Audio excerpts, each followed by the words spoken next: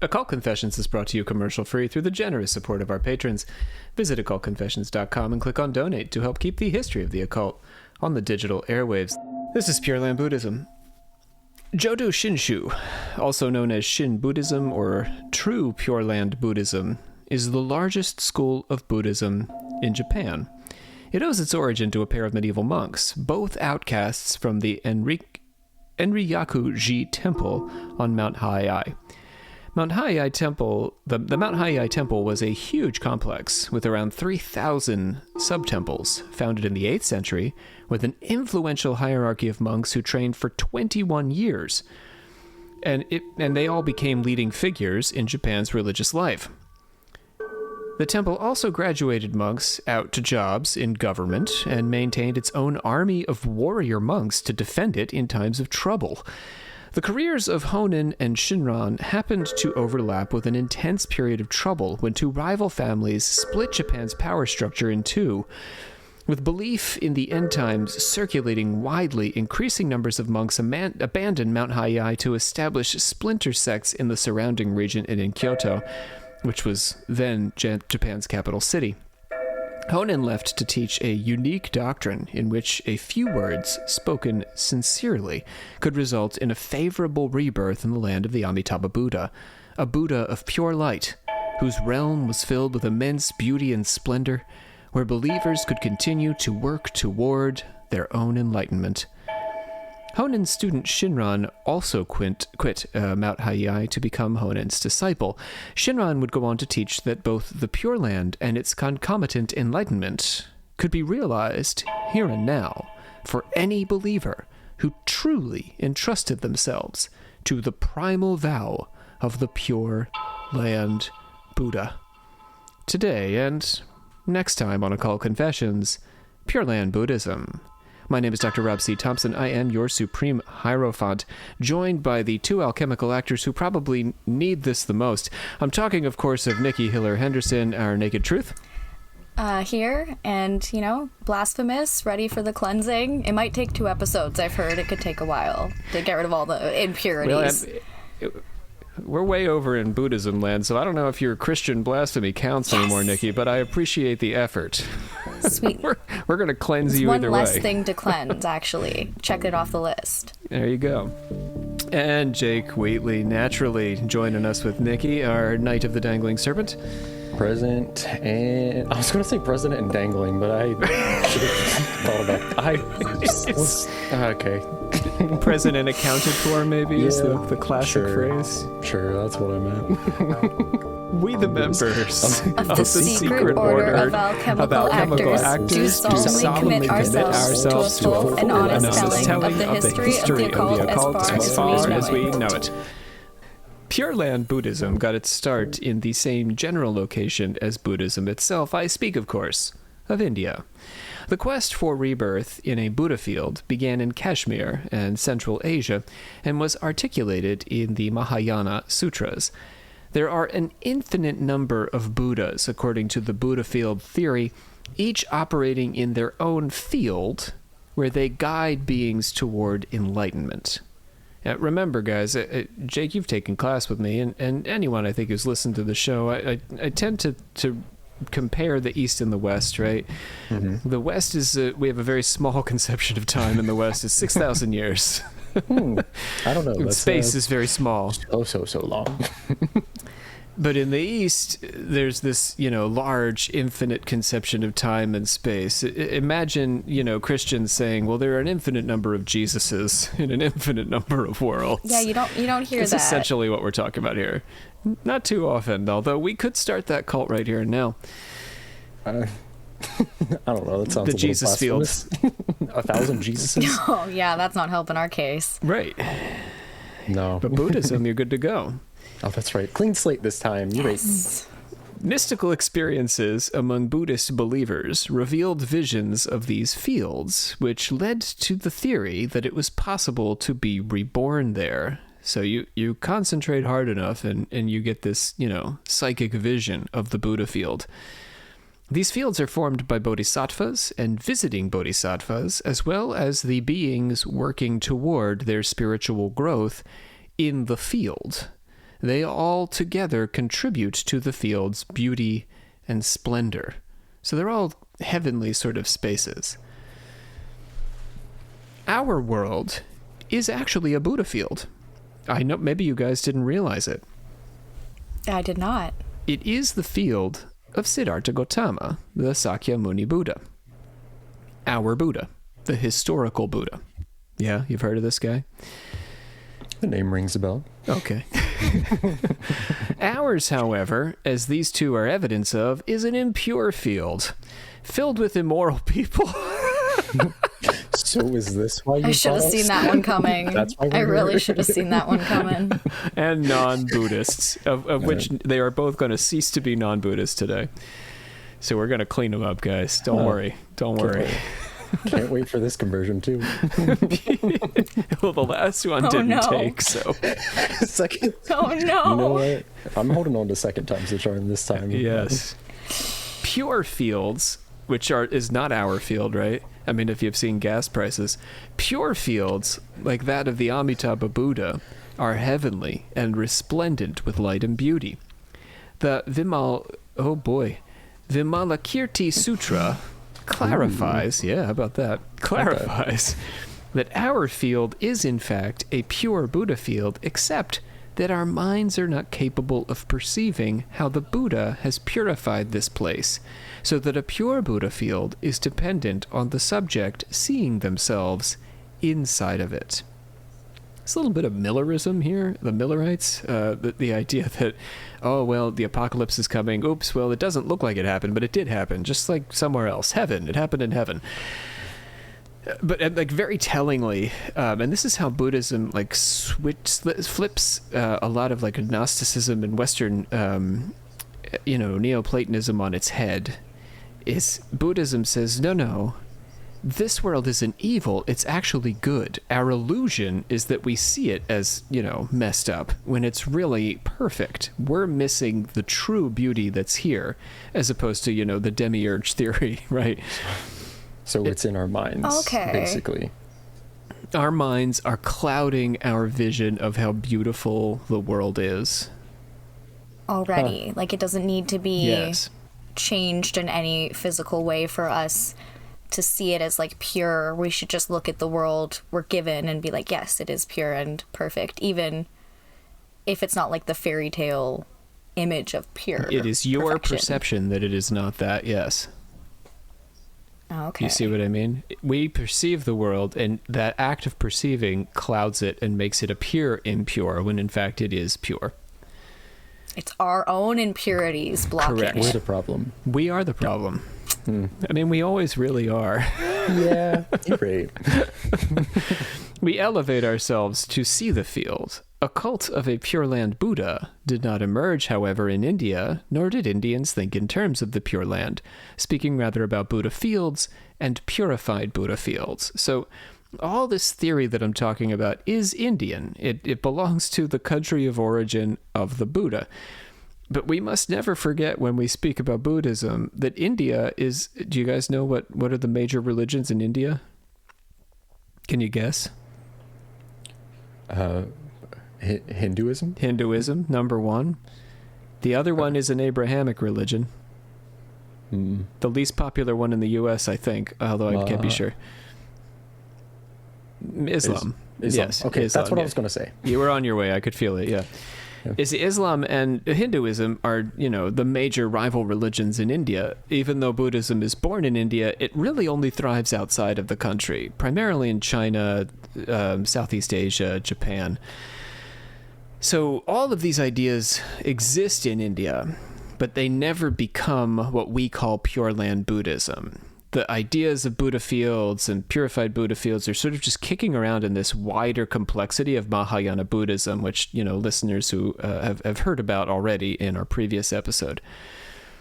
So a 2nd century sutra discussed how a meditator could meet Amitabha. That is your Pure Land Buddha. His name is Amitabha. You ready to meet him?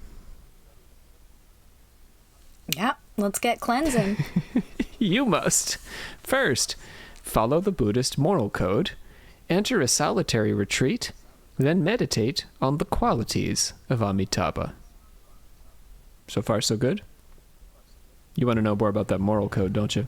A little bit, yeah. I don't know what I'm getting into. Right thought, right It speech. always trips us up. After an indeterminate and variable amount of time, the Amitabha Buddha will appear and will teach you and guide you toward becoming a bodhisattva. The bodhisattva, to remind everyone, I know I've done this many, many times, but the bodhisattva is a being, an entity, a person, who stops short of becoming fully enlightened. They vow to remain in the cycle of rebirth until all beings have been enlightened. Such like a good Samaritan. Oh, yes. Yes, the ultimate good Samaritan, the goodest Samaritan. They're like holding the door open for everyone else. Yes. After you. Yeah, and what a magical day when they finally get to complete their cycle of rebirth. So the three most significant Indian sources for the Pure Land belief system are the Sukhavativyuha, man, I do terrible things to myself, the Sukhavativyuha Sutras, which are two texts differentiated as the longer text and the shorter text. Get right to the point here, right? What's the difference? Well, one's longer. That would have been easier to say. So, yeah, the longer and the shorter. The longer sutra tells the story of the Sakyamuni Buddha, our Buddha, who goes up to the mountaintop with his disciples and the bodhisattvas to teach them about the Amida Buddha or Amitabha, the Buddha of light. He says of Amida's light that, Nikki? It encompasses Mara's realm, shaking his palace so that he and his hosts become frightened and surrender. The Bodhisattva tears asunder the net of evil, destroys wrong views, removes afflictions, flushes the gutters of desire, protects the Dharma castle, opens the Dharma gate, washes off the grime of the passions, and reveals the pure white Dharma. Nice. Yeah, there's going to be some Indian words in there. Not too many, though. I was looking at it before. It's not too brutal. Apologize in advance. Well, I mean, I'll say the worst ones, and I'll say them the worst way. The Buddha then proceeds to tell the story of how Amitabha came to be the Buddha of the Pure Land. At the time of the Tathagata, which is another word for Buddha, we don't have enough words for Buddha. So at the time of the historical Buddha, the Tathagata, Lokes Vararaja was a king who lived and heard the Buddha's teaching on the Dharma or path to truth, and the aspiration for perfect enlightenment awakened within this king. So this is a king living and breathing at the same time that the Buddha is living and breathing, and he hears that, there's this guy in India telling these stories about, how you can be enlightened, and he says, I gotta know this guy. So he renounced his kingdom, he became a monk, and he took the name of Dharmakara. A new monk vowed to the Tathagata, Lokasvararaja, I take pity on living beings and resolve to save them all. Even though I must remain in a state of extreme pain, I will diligently practice enduring all hardships with tireless vigor. So this is what this king gives up all his stuff, right? Becomes a monk. He vows this to the Buddha. And the Buddha says, you yourself should know by what practice you can establish a glorious Buddha land. So this is Dharmakara. This is what he's all about. This is Amitabha. They're all the same guy. I refuse to do a thing. I refuse to, become enlightened unless I can create this perfect heaven where others can become enlightened too. That's really sweet. It's a beautiful thought. Dharmakara then made a vow to the Buddha, an extensive vow for the salvation of all sentient beings and the creation of a Buddha field with many wonderful and specific attributes. Using the formula, if when I attain Buddhahood, may I not attain perfect enlightenment unless... So this is what he says over and over again. If when I attain Buddhahood, may I not attain perfect enlightenment unless I have this beautiful field with these beautiful flowers and people can die and come to the field. He lists all the qualities he would like his Buddha field to possess. So let's talk about some of those qualities. He intends for his land to be a place where there are, number one, No hungry ghosts. Come on. We don't want hungry I mean, that's ghosts. just basic rules. Yeah, Right. you can't have hungry ghosts running around. Can't have a heaven with hungry ghosts in it. It makes no sense. And humans and devas cannot fall back into the lower realms. So humans, higher spirits, if they make it into his realm, you stay there You're not forever. getting kicked out. Nope. I can't think if there's an otherworldly place you can get kicked out of. Heaven. I wonder. But once you get there... No, Right. I mean, the angels Well, got I don't kicked know. out. Lucifer was chilling up there Oh, for that's quite a while, I true. think. You make a right? good point. Lilith. So if the angels aren't safe, no one's safe. Right. Lilith got kicked out of the garden, but... In my Pure Land, we're not doing that. Nobody's getting Hashtag kicked not out. my Pure Land. Hashtag not my Pure Land. Here's some cool things you can do once you make it to his Buddha field. You can teleport, and you can see and hear across eons, and you can read thoughts. Oh, wait, that's what my superpower I've always wanted. So that's exciting. Which one? Read thoughts. I want to know what people Oh, are cool. thinking.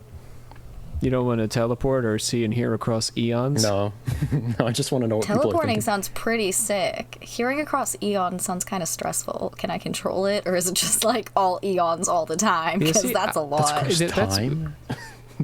I see, that's the one I would pick, though, is seeing and hearing across eons. So I guess each of us would choose a different one of these. Then we're not Nice. fighting. That's we all have good. something to look forward to. We get to share. Yeah. Even though we all get to do all three, we'll just be focusing on different I ones. will forget about the other things. While you're reading Yeah, thoughts. I'm like, wait a second. That's how I'm going to learn about reading across time, is because I'll just hear it from your thoughts. Oh, yeah. See? If you read my thoughts, right? But then you'll be like, oh, crap, now I'm seeing across eons. Nikki would have a I panic didn't want to attack. do this. This wasn't the plan. Okay. Here, the people can focus on achieving nirvana. That's really what we're supposed to be doing, guys. I know we're having a good time doing all these other things, but we're supposed to be focused on achieving nirvana. Not membership in the band, after all. Perfect enlightenment. The cessation of our cycle of rebirths. Here's what you get to wear. Perfect robes. What does a perfect robe look like, though? It's the best armor in Dragon Quest VIII. I just made that up. I haven't played Dragon Quest VIII. Good reference, though. Thanks. Anyway, I don't know. It's just perfect, and it's a robe. Okay. Probably your junk doesn't hang out when you do lunges. What if that's someone's definition of a perfect robe, though? Does the robe change for everyone, or is it one universally perfect Yeah, that's robe? what I'm saying. Like, is it situational, or is it just like a one-fits-all type situation? I don't know. I don't have the answers to these questions. Listen, you're trying to gonna cleanse us. We have questions. I'm going to strongly suggest that you repeat the Amitabha Buddha's sutras and think about him until you get the answers to what kind of robe you'll be wearing when you get to the Pure Land. Salt like a vision. Fair. Take it up with him directly. Yeah. Ladies, if you do not wish to be reborn as a woman, you can choose to be reborn as a man. I guess theoretically you can go the other way too, but they never didn't think of that as a possibility. They thought, who would want to possibly do that? Come Who back would as a give woman. up all the advantages of being a man to come back as a woman? That's what they were thinking when they wrote that. That's not what I think. But you I'm ladies, perfectly happy being a woman. There you I'm go. good. You're coming back as a lady then in the Pure Land, and that's fine. You can.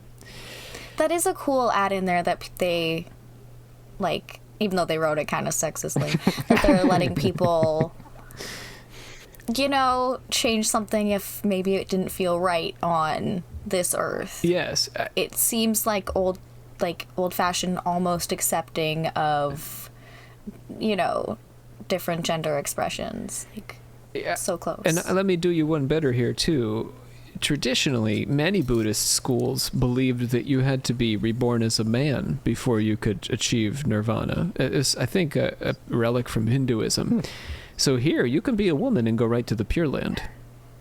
Okay, so we're a little more open-minded even. It implies as well that since you don't have to choose to be reborn as a man, that as a woman you can cease your rebirths just as well. Nice. Yeah. The people enjoy happiness and pleasure, comparable to those of a monk who has exhausted all the passions. And the Amitabha Buddha will be an endless source of life with a limitless lifespan. Nice.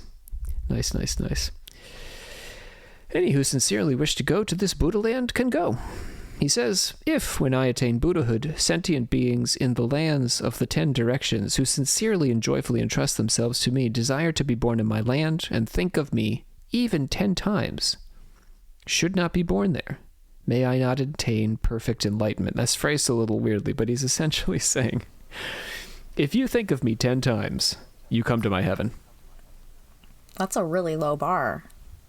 We can do it right here. We can take a moment. They wanted really easy accessibility to entrance on this. Pause the recording, friends at home, and think of the Amitabha Buddha 10 times, and then come back to us. And you're in.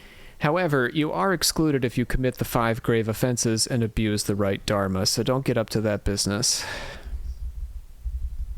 No. Oh no. 5 great offenses. Grave. Bad, oh, no. Yes. The question of there being some who are excluded becomes a subject for Japanese monks to debate and reason over centuries later.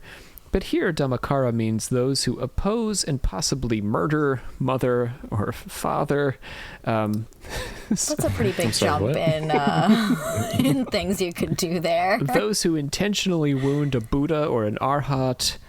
Okay. Not likely to happen to either of you. Those who create schism within the community of Buddhists. Again, not very likely. For future Pure Land believers, the question of whether anyone can be excluded even for a single lifetime is fraught, but that's for another, we'll do that a little bit later. So you guys are still pretty good. I think you guys can make it. You can think of my man 10 times. Maybe you already have, as we've been talking. You're all right. Have you abused a Buddha, either of you? Not that I'm aware of. Jake? Like Buddha, not a Buddhist, right? A Buddha. Okay, then yes. No, wait, no, I haven't. No, I was trying to say no, I haven't. Not yes. Oh, God. So confidently. Well, then, yes. You got so nervous. I did. Ooh, I you're get scared out. sometimes. Sorry, that was one of the 5 things you can't do. No, it's all right. The Buddha knows the truth. I didn't. I haven't. The Buddha knows. I can't get canceled for that. No Buddhas were harmed in the making of this podcast. Speaking on the mountaintop, the Sakyamuni Buddha tells his followers, Bodhisattva Dharmakara has already attained Buddhahood and is now dwelling in a Western Buddha land called Peace and Bliss, 100,000 kotis of lands away from here. The majestic light of Buddhi Amitayus is the most exalted. No other Buddha's light can match his. So Amitabha symbolically becomes the Buddha of light. That's his major symbol. But no Buddha's better What is it? than no Buddha's better than another Buddha though. Because you said that you can have like many. Yes, there are many Buddhas. Yes. So it's not like a hierarchy. He just is the Buddha of light. That's just like his subsection. Yeah. Well, it's how he presents himself, how his Buddha field presents itself. Would they be like not, I don't want to say like fighting, but like trying to be in last place to say like other people are better than them, trying to like be that Samaritan or It's very Japanese, isn't it? Yeah. I don't know. I think that so much respect and homage is paid to the historical Buddha that naturally, even though Amitayus, he achieves Buddhahood and establishes a Buddha field, there's an implied inferiority. He comes second, right? Because he's enlightened having heard the Dharma from the Buddha, the historical Buddha. But then the Buddha, elevates him. I guess we sort of all wash out in the end. Yeah. But he has the best light. So no other Buddha's light can match his light. So they're all equal in terms of quality. But his light can't be matched. It's wonderful light. Let's keep going. Okay. Stop questioning the wonderful light, Nikki. I get it. It is a great advantage to be born into the Amida Buddha's Buddha field, Nikki. Those born in Buddha land are endowed with such bodies of purity and provided with various exquisite sounds, supernatural powers and virtues, The palaces in which they dwell, their clothing, food and drink, the wonderful flowers, and the various kinds of incense and adornments are like those naturally provided in the sixth heaven of the world of desire. There are 3 grades of aspirants, depending on their devotion and ability to gain merit and devote themselves to the way, capital Way, which sounds very Taoist. The lower grade are the devas, or celestial beings, and humans who sincerely desire to be born into the Pure Land.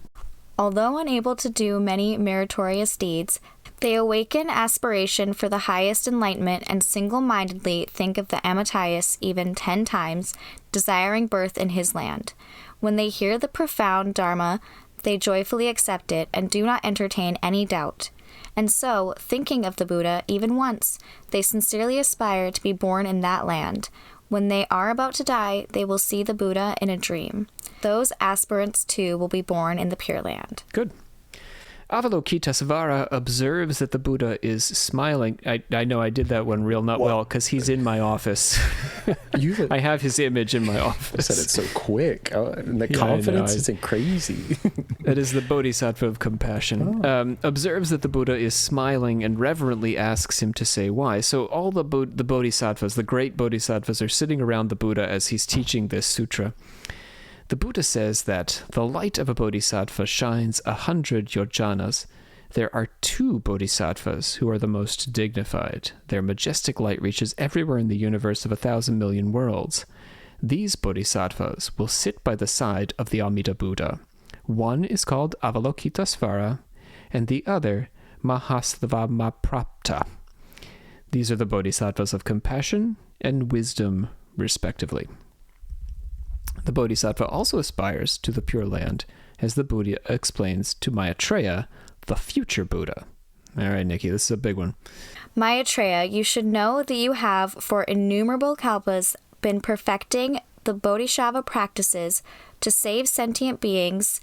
Incalculable, indeed, is the number of beings who, under your guidance, have attained the way and reached nirvana.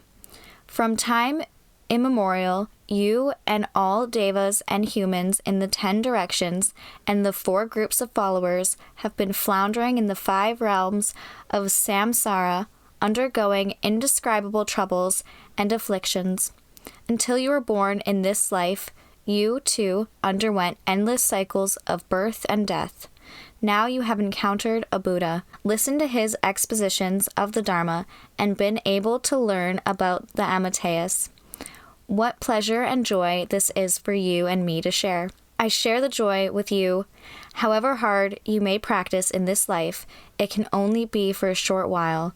In the life to come, you will be born in the land of Amitayus and enjoy endless bliss there. Being forever in accord with the way, you will no longer be subject to birth and death and be free of the afflictions caused by greed, anger, and ignorance. So he's talking to the future Buddha. Again, we have many Buddhas. We have our Buddha, we have the future Buddha. There have been Buddhas of past eons, Buddhas of distant worlds. And the Buddha is lecturing him on, well, that sounds mean, he's educating him on the nature of the Pure Land. The shorter sutra is concerned with naming all of the Buddhas, east, south, north, and west, the zenith, and the nadir. So those are all of the major Buddhas. And it promises Sariputra, those who have already aspired, now aspire, and in the future will aspire to be born in the land of Amitayus Buddha, all dwell in the stage of non-retrogression for realizing highest, perfect enlightenment.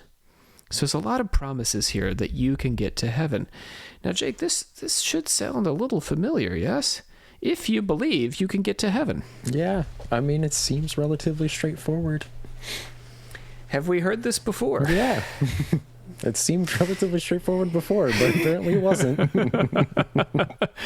It is. What's interesting about Pure Land Buddhism, some religion scholars, or religious studies scholars, regard Pure Land Buddhism as the closest cousin to Christianity, that they have at their core the same dynamic, which is to say, just believe, faith and belief, yes, and you're good to go. Mm-hmm. I think, however, that there are some substantial differences theologically. namely dealing with the, millions of eons and the continued quest for nirvana and the lack of eternal damnation.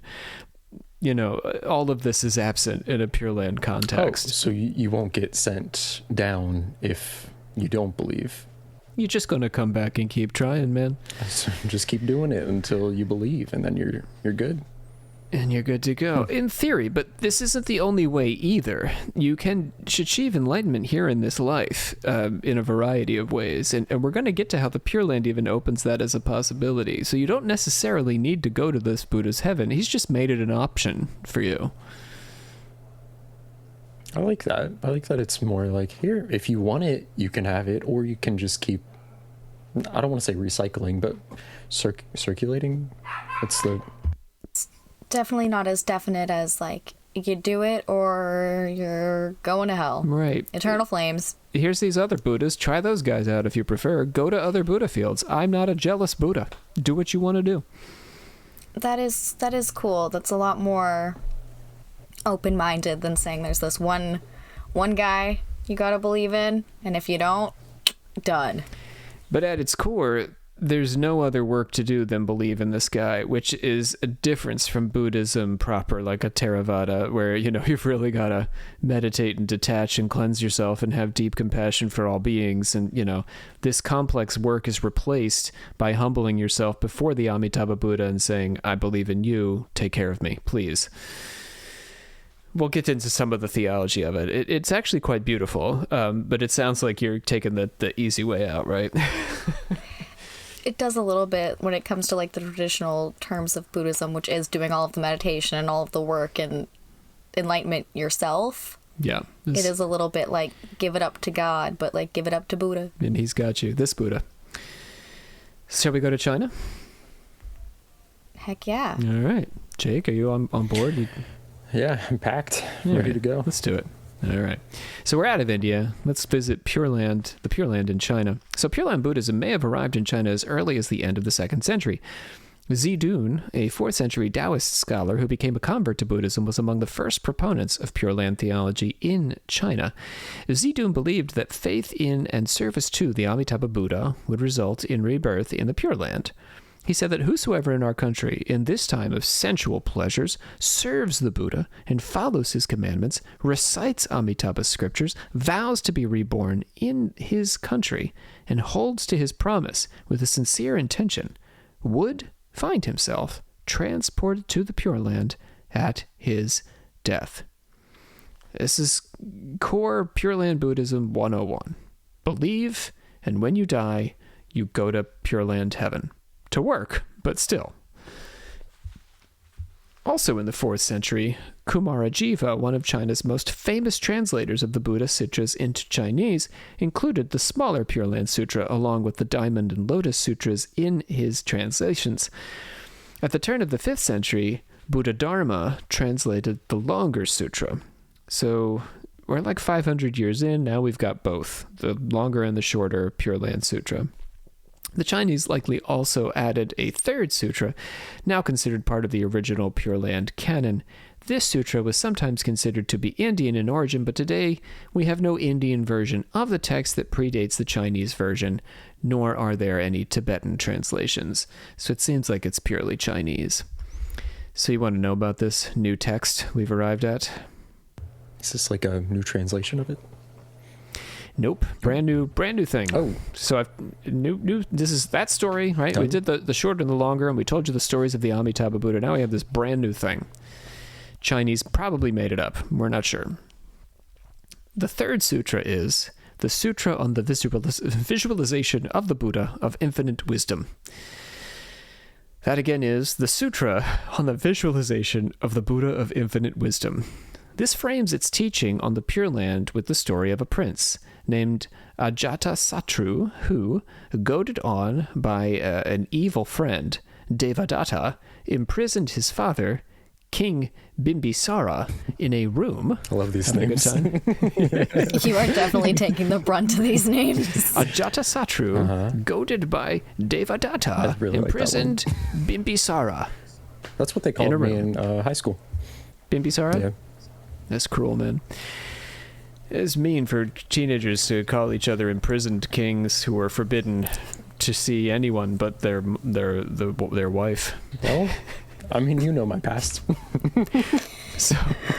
So everyone was forbidden to see King Bimbisara, except for the prince's mother and the king's wife.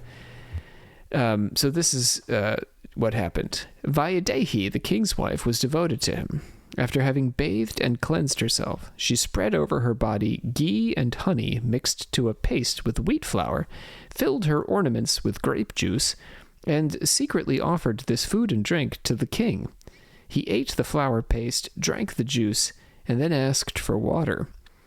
Having rinsed his mouth, he joined his palms in reverence and, facing Vulture Peak, worshipped the world-honored one from afar, meaning the Buddha, and said, Madagalyadhyana is my close friend. I beseech you to have pity on me and send him here to give me the 8 precepts.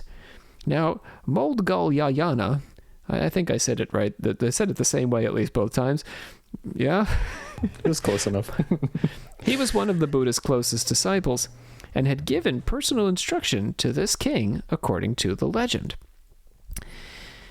So he's praying for this monk to come and, magically visit him and teach him and enlighten him. And his wife is literally feeding him off of her body with food she's sneaking on and around her body.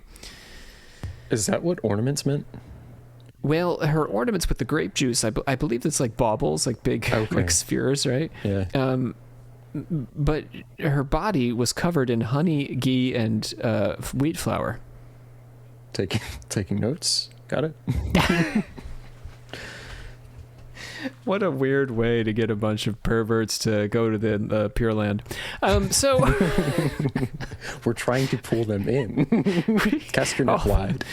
All those guys, what do they do? The guys who masturbate, the Gooners. Like, we're going to introduce this whole honey ghee thing into Gooner culture, and next thing you know, they're all going to be. Listen, I have a few contacts that I could hit them up to be like, hey, we're trying to convert people at the moment. Where's your ghee and honey? I gotta be honest. Sometimes listening to, I've only honestly engaged with this, third or fourth hand, but it seems some of the theories of the Gooners feel a little Buddhist. Like there's this very Zen quality, you're reaching enlightenment, detachment, yeah. I don't know, man. I don't know. I think the overwhelming amount of pornography is gonna get in the way, but if we could just pull that out, desensitized. Maybe there might be some kind of tantric activity going on. I kind of want to write a paper just on the comparison between Gooners and them reaching enlightenment and how close it is to actually Buddhism. Yeah, it's one of those Kali Tantra things, right? The dark side. We can spit back to this story. So we left our king, and he was eating flour off of his wife's body and honey and drinking grape juice, but he was hoping that this monk would visit him and teach him. So the prince discovered that the king's wife, Vaidehi, had been helping her husband by sneaking food to him, and he threatened to kill his own mom. But his counselors advised him against it, saying that while many kings have killed their fathers for the throne, none but the most evil and vile would kill their mom. So that's so funny. That's such a funny line. Yeah, I know people are going around killing their dads. It's a cool thing to do, but you want to kill your mom? Are you insane? Yeah, we don't have good kings who did that. So he imprisoned her. No. He locked her away. Can't kill her, gonna lock her up. And the king... Compromise. So she's locked away from the king, and she called out now for the Buddha to preach to her. Now she goes up to the main man. And the Buddha arrived through a supernatural means and showed her a vision of the many Buddha lands. She asked how she could be incarnated in the land of the Amitayus Buddha. This then is the frame for the Buddha to outline a technique for visualizing the Amitabha Buddha in his Pure Land. So all that story is just so we can get this.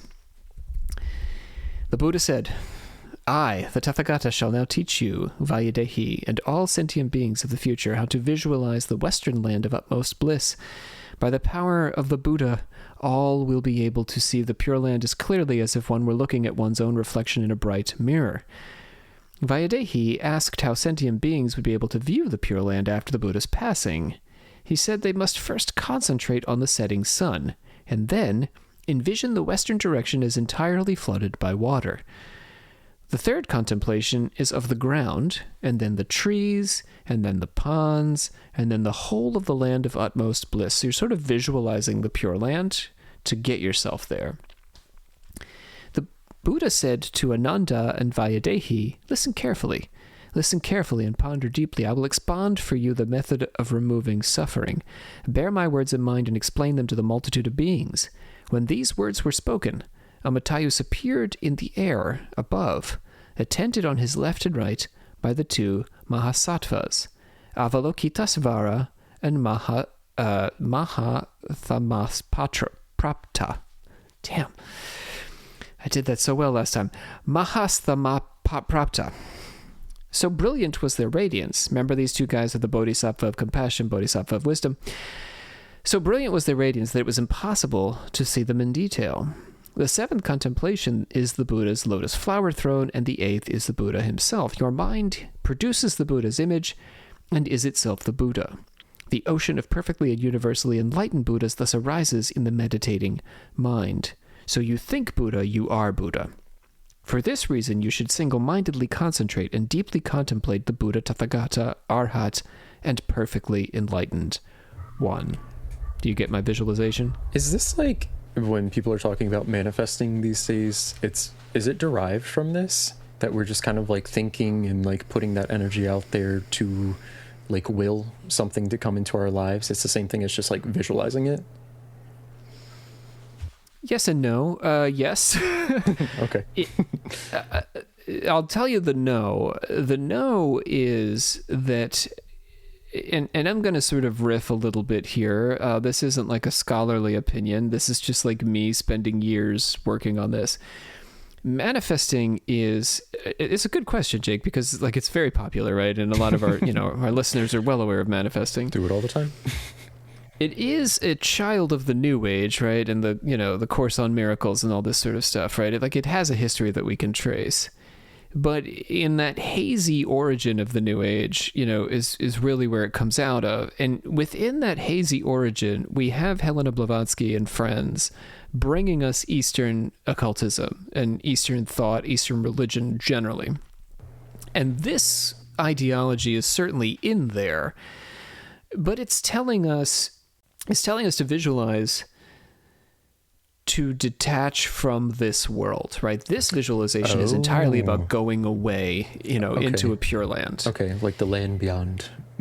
Yes, there is no material benefit that could potentially come of this. Okay. The material benefit is a spiritual benefit. Interesting. Whereas there is a paganism, a Shinto, Greco-Roman, like all this sort of stuff, Celtic even, of material effect linking up with spiritual effect. And that is being layered on top of this, and somewhere in all that mixing up, we get manifesting. You see what I mean? Yeah, it's cool to see that, like, this is a concept that like spans through so many different beliefs too, whether it's just like praying, manifesting, visualizing for different reasons, but like all just kind of putting that like energy out there kind of. Yeah. Interesting. So I'm not saying it's good or bad. Yeah. Just this is how it is. Don't manifest. Got it. Visualize. Well, I think the best advice on manifesting is to try to keep it non-material in the best of all worlds, right? Because I think manifesting has a kind of like monkey's paw effect to it, that you're going to get what you want, but it's not going to give you joy. Yeah. Careful what you It'll wish give you more for. pain than joy. Whereas a spiritual request like this, you're asking to hang out with the Pure Land Buddha. What could go wrong? The best thing to manifest is what God would have for you, right? What's what the store? highest and the best within yourself, and you don't know what that is. I like that. In the 6th century, Zihi taught a practice that would become a feature of Chinese Tiantai and Japanese Tendai practice. Practitioners would circle an altar, visualizing and chanting the name of Amitabha Buddha. Over time, this became the principle that using simple practices based around Amitabha, ordinary people could reach the Pure Land. So now we're inching towards some kind of ritual. In the 6th century, Tanluan argued that the world had entered a state of decline, such that the people could no longer reach enlightenment through their own initiative. Rather, they had to rely on another power, namely, the power of the Buddha. What's interesting about the 6th century is that this is like 1,000 years after the Buddha. We can sort of do the same thing in the West. 1,000 years after Christ, we have the Dark Ages, time of plague, and monks burrowed in monasteries, being the only ones who can read and write. They say like history repeats itself. Tough times. But yeah, we're seeing the millennium after the founder of the great religious tradition.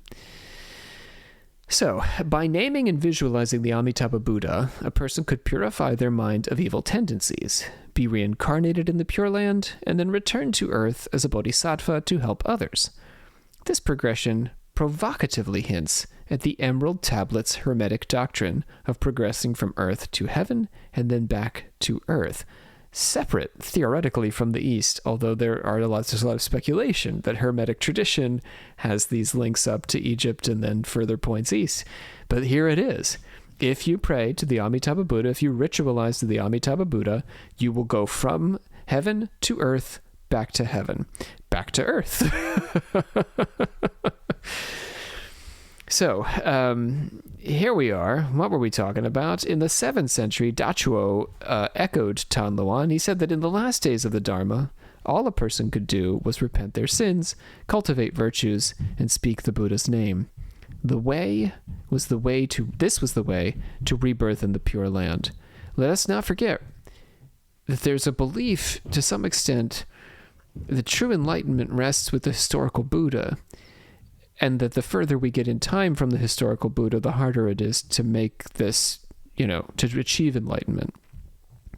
Which is why we need a Maitreya Buddha, a new Buddha. Eventually, we need to be refreshed. Is it just harder, or is it like impossible? I mean, this way of thinking says it gets harder the further in time we get. I don't think that all Buddhists would agree with this idea. But there is a Buddhist kind of apocalypse in the tradition of the West, which is to say, with the fullness of time comes the fullness of evil. There's apocalyptic visions of evil rising up before Christ purifies the world. I think that I know that there's a Buddhist version of this where we descend increasingly into materiality and attachment until finally we forget the Buddha entirely, and then the Maitreya Buddha is born. Is there like a reason why in different types of beliefs there is that central point that it's like it's all of this good is potentially leading up to this one big like catalyst event that could remove everything? Like, because I thought you mean all this evil? Yeah, all this evil, yeah. And then we have the good catalyst that switches. That's what I meant.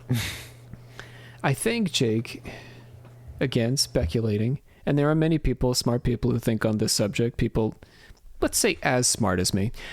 So there's no one. I'm trying to be humble here. So what I would suggest is, depending on the day of the week, and the three of us were just talking before we started about, boy, times are tough.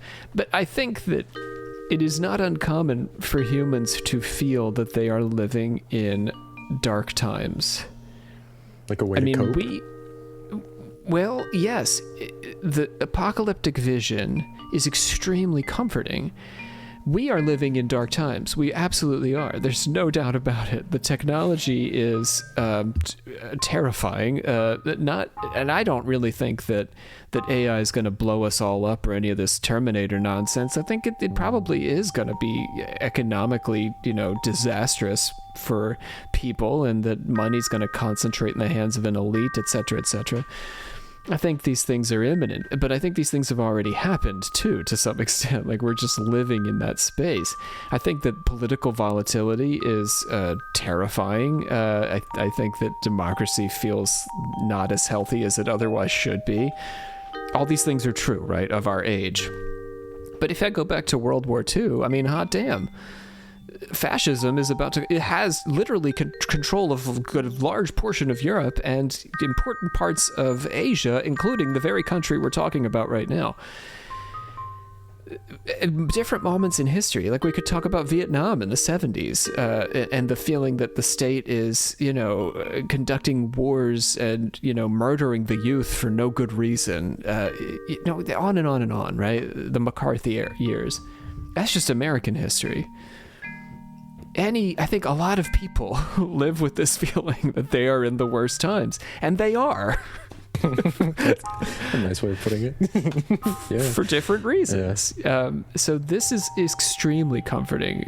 I mean, the Book of Revelation was probably written, the most famous apocalyptic narrative was probably written, during when the Christians were being very actively persecuted by the Romans. So that there is this hope that there is that kind of like the light at the end of the tunnel, like thinking that yes, you're going through all this darkness until you actually hit this point.